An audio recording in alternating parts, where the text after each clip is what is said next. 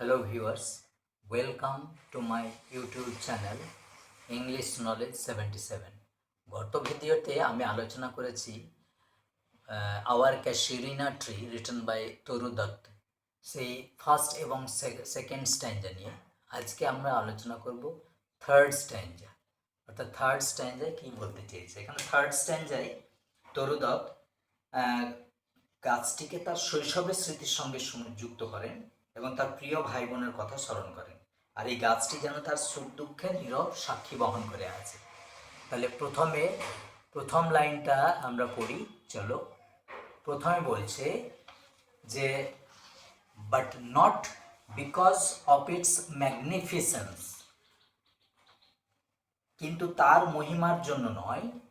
Deer is the casuarina to my soul, এই গাছের নিচে, অর্থাৎ এই গাছটা যেন, এই গাছের নিচে আমরা সেই নয়, এই ক্যাশিউরিনা গাছ আমরা হৃদয়ে তেমন প্রিয়, আমার প্রিয় এই ক্যাশিউরিনা গাছটা কেবলমাত্র সে তাদের জন্য নয়, মহিমার জন্য নয়, এই গাছটা আমার প্রিয়।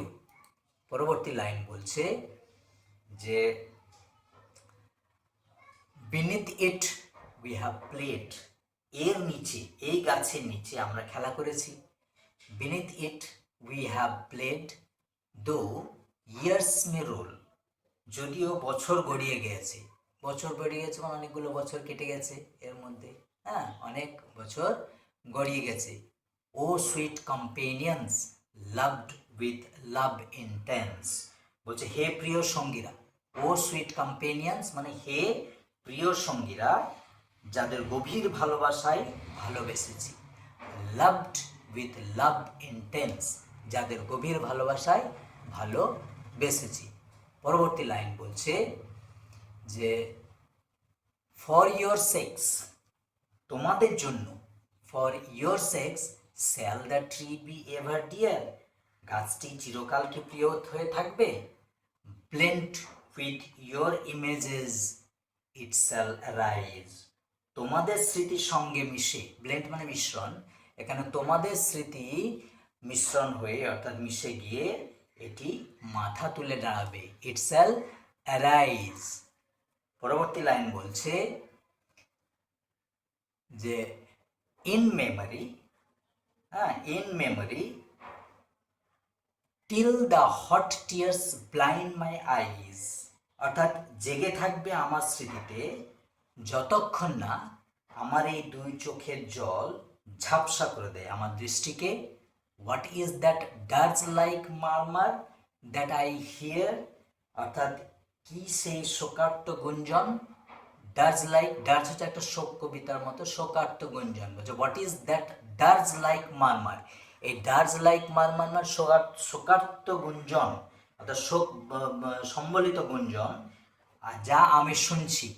দ্যাট আই হিয়ার, যা আমি শুনছি, সে কোথায়, like the sea breaking on a single beach, অর্থাৎ যেন সমুদ্রের ঢেউ এসে আছড়ে পড়ছে কাঁকড় বিছানো তীরে। সমুদ্রের ঢেউ আছড়ে পড়ছে কাঁকড় বিছানো তীরে, অর্থাৎ সিঙ্গেল বিচ বলতে এখানে কাঁকড় বিছানো তীরের কথা বলা হচ্ছে। ওকে, নেক্সট স্ট্যান্ডে আমরা চলে যাব। নেক্সট লাইন স্ট্যান্ডে, সরি, নেক্সট লাইনে কি বলছে?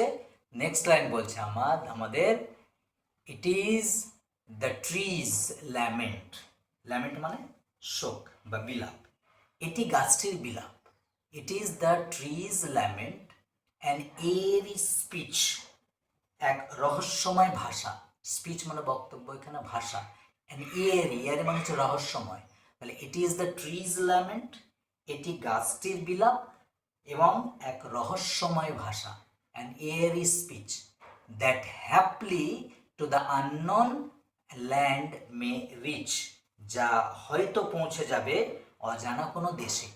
That haply to the unhappily, that haply to the unknown land may reach, হয়তো তা পৌঁছে যাবে অজানা কোনো দেশে। ক্লিয়ার? পরবর্তীতে আমরা দেখব, তাহলে এইগুলো আর বলি।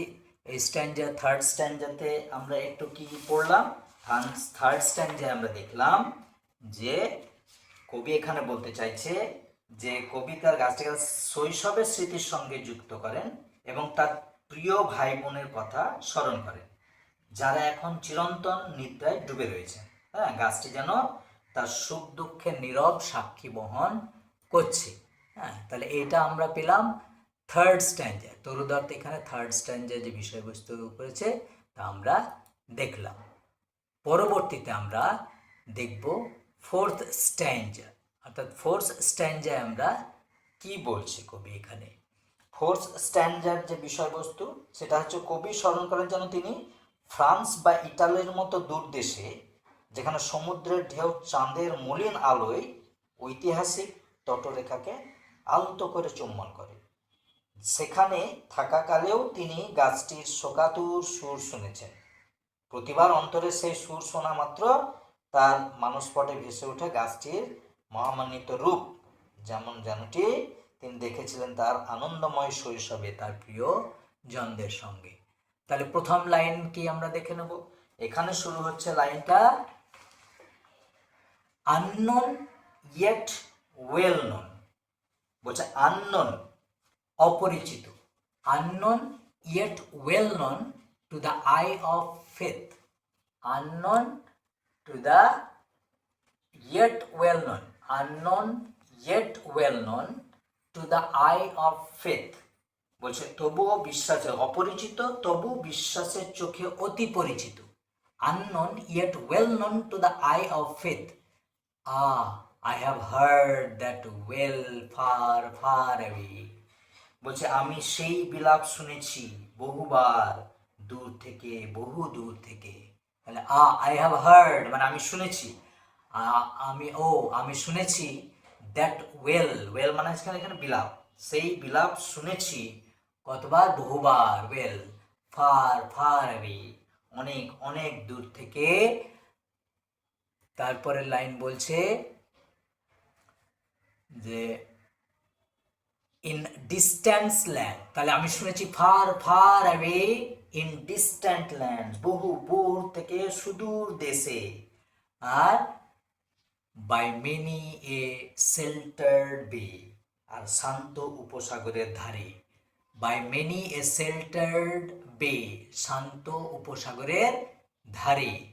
when slumbered in his cave the water wraith, যখন জলদৈত্য, ওয়াটার রেথ মানে হচ্ছে জলদৈত্য, যখন জলদৈত্য তার গুহায় নিদ্রায় মগ্ন থাকে।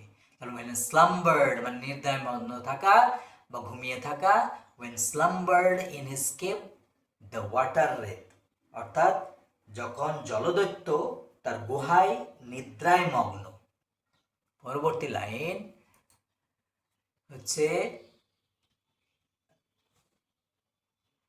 and the waves gently kissed the classic shore, আর ঢেউগুলো যখন আলতো করে চুম্বন করে যায়, and the waves মানে ঢেউগুলো, gently kissed মানে আলতোভাবে হালকাভাবে চুম্বন দিয়ে যায়, the classic shore, অর্থাৎ ওই ঢেউগুলো যখন আলতোভাবে চুম্বন করে যায় আর কি হয়, কি শোর of France or Italy beneath the moon, ওই ফ্রান্স বা ইটালির ঐতিহাসিক তটরেখাকে চাঁদের নরম আলোয়, বিনিথ দ্য মুন চাঁদের নরম আলোয় বা চাঁদের নিচে, আর ওই তটরেখা অর্থাৎ ক্লাসিক শোর, সেই ক্লাসিক শোরে আলতোভাবে চুম্বন করে যায়। পরবর্তী লাইনে আমরা দেখব যে পরবর্তী লাইন বলছে when earth lay tranced in a dreamless swoon, অর্থাৎ যখন পৃথিবী ডুবে যায় এক স্বপ্নহীন মহাচ্ছন্নতায়।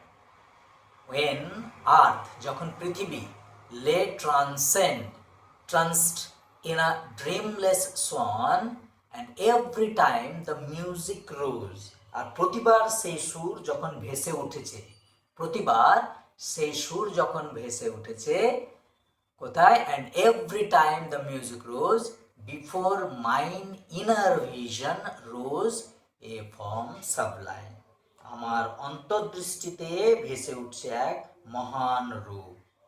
ক্লিয়ার? তাহলে এখানে আমরা থার্ড স্ট্যান্ডা অর্থাৎ ফোর্থ স্ট্যান্ডায় দেখলাম যে কবি স্মরণ করেন তিনি যেন ফ্রান্স বা ইটালির মতো দূর দেশ থেকে, যেখানে সমুদ্রের ঢেউ চাঁদের মলিন আলোয় ঐতিহাসিক তটরেখাকে আলতো করে চুম্বন করে, সেখানে থাকাকালেও তিনি গাছটির শোকাতুর সুর শুনেছেন। প্রতিবার অন্তরের সেই সুর শোনা মাত্র তার মানসপটে ভেসে ওঠে গাছটির মহামূল্যিত রূপ। অর্থাৎ তিনি গাছটাকে স্মরণ করেন তখনও। ক্লিয়ার?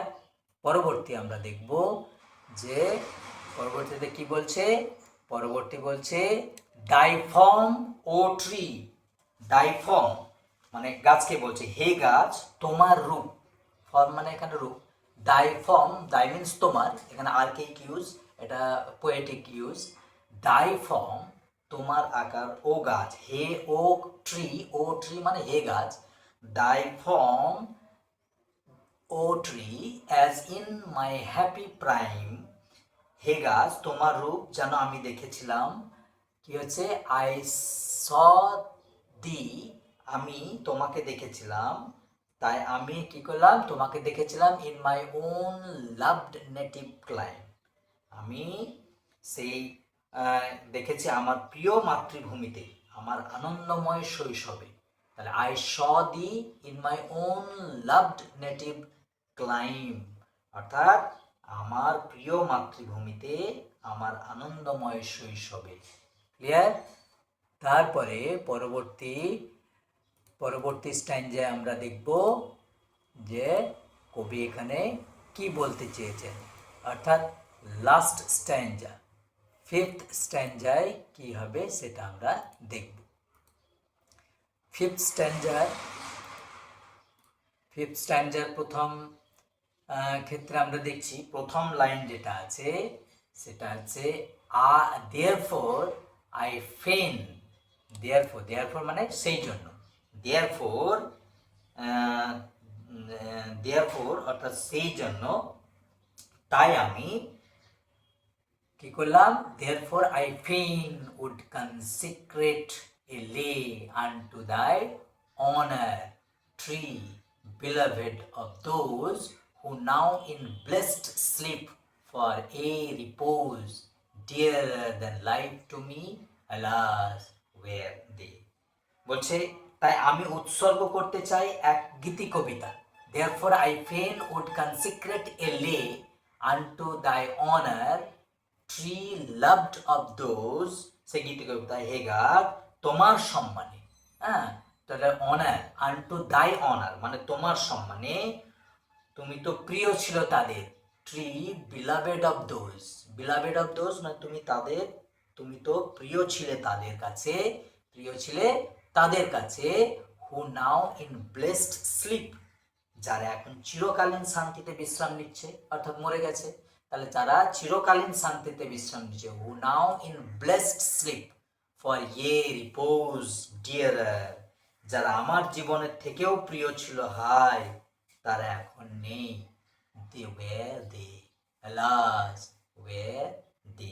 তারা সেখানে ছিল কিন্তু আর তাদের অস্তিত্ব নাই। পরবর্তী লাইন দেখে নেব আমরা। পরবর্তী বলছে mayst thou be numbered,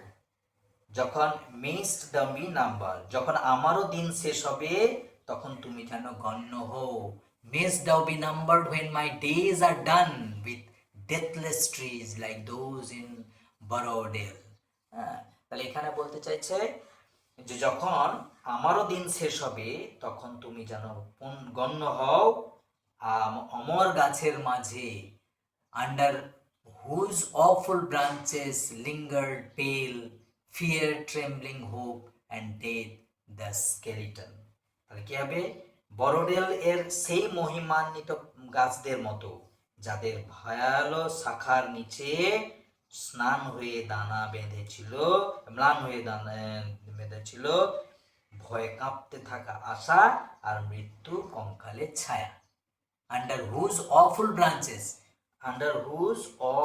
branches মানে হচ্ছে যাদের ভয়াল শাখার নিচে ম্লান হয়ে দানা বেঁধেছিল, অর্থাৎ under whose awful branches linger pale, কি fear মানে ভয়, ট্রেমব্লিং হোপ অর্থাৎ কাঁপতে থাকা আশা, অ্যান্ড ডেথ আর মৃত্যু, দ্য স্কেলিটন মানে কঙ্কালের ছায়া।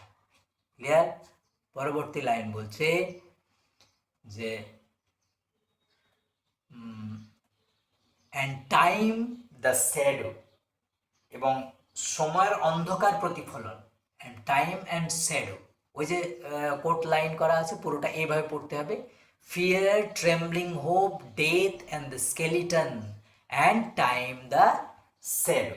অর্থাৎ এখানে বলতে চাইছে ভয়, কাঁপতে থাকা আশা, আর মৃত্যু, কঙ্কালের ছায়া, এবং সময়ের অন্ধকার প্রতিফলন। এগুলো কি হবে? যাদের ভয়াল শাখার নিচে ম্লান হয়ে দানা বেঁধেছিল, এইগুলো। And though weak the verse that would die beauty fain, এখানে বলছে যদিও আমার কবিতা তোমার সৌন্দর্য যথাযথভাবে তুলে ধরতে সক্ষম নয়। কেন বলছে? and though, যদিও, weak the verse, weak মানে হচ্ছে এখানে দুর্বল, যদিও ভাষাটা হচ্ছে উইক, দুর্বল, weak the verse that would die beauty fain, oh fain rehearse, may love defend thee from oblivion scars। বলছে যে আমার যেহেতু সক্ষম হবে না আমার এই কবিতাটা তোমার মহিমাকে তুলে ধরতে বা তোমার সৌন্দর্যতাকে যথাভাবে তুলে ধরতে, তবুও ভালোবাসা যেন তোমাকে রক্ষা করে বিস্মৃতির অভিশাপ থেকে। অর্থাৎ তোমার ভালোবাসা যেন রক্ষা করে আমার, and oh fain rehearse, may love defend thee, যেন ভালোবাসা তোমাকে রক্ষা করে from oblivion curse, অর্থাৎ বিস্মৃতির অভিশাপ থেকে, বিস্মৃতির অভিশাপ থেকে। ক্লিয়ার? তাহলে এইখানে আমরা লাস্ট স্ট্যান্ডায় যেটা পেলাম সেটার সারমর্ম এটাই হচ্ছে যে কবিতার চিরন্তন নিদ্রায় ডুবে থাকা গাছের মানুষদের প্রিয় গাছটির সম্মানে একটি স্রোত রচনা করতে চান। তিনি আশা করেন গাছটি বারোডেলের অমর বৃক্ষগুলির মতোই স্মরণীয় হবে। যদিও কবি আশঙ্কা করেন তার রচিত কবিতাটি গাছের সৌন্দর্যকে শব্দে বা ভাষায় পুরোপুরি প্রকাশ করতে পারে না। তিনি প্রার্থনা করেন যে ভালোবাসা বিস্মৃতির অভিশাপ থেকে গাছটিকে রক্ষা করবে। ঠিক আছে? তাহলে আজ এই পর্যন্ত। তাহলে সকলে এইটা কবিতাটাকে ভালো করে পড়বে, কারণ এখান থেকে 5টা নাম্বার থাকবে, 5টা এমসিকিউ থাকবে। সুতরাং গুরুত্ব দিয়ে প্রত্যেকটা লাইনকে ভালোভাবে পড়তে হবে। ওকে, থ্যাংক ইউ। যদি ভিডিওটা ভালো লেগে থাকে তাহলে প্রচুর প্রচুর করে শেয়ার করো, সাবস্ক্রাইব করো, তাহলে নতুন ভিডিও ছাড়লে তোমরা নোটিফিকেশান পেয়ে যাবে। ওকে, থ্যাংক ইউ। হ্যাঁ ভিউয়ার্স, ভিডিওটি কেমন লাগলো কমেন্ট করো, এবং লাইক করো, শেয়ার করো, সাবস্ক্রাইব করো, আর কমেন্টে জানাও যে তোমরা আর কী ধরনের ভিডিও চাইছো, কী ধরনের পড়াশোনামূলক ভিডিওগুলো চাইছো, আমি সেগুলো করার চেষ্টা করব। ঠিক আছে?